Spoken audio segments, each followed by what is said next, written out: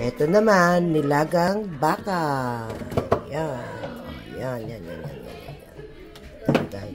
Nagluto ako ng nilagang baka. Pero, hindi kumain yung asawa ko dahil hindi masarap yung luto ko. Kaya sinasabi ko guys, hindi ako marunong magluto. Ang mahal pa naman yung binili ko na baka. Ayan, tignan nyo guys. Yan. Nilagang baka. Ito naman, dito ako sa kaibigan ko. Kaya dito kami kakain ng dinala ko yung niluto ko dito. Na lechon belly.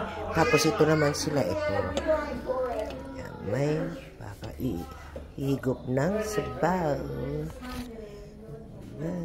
Just give him his first swim class.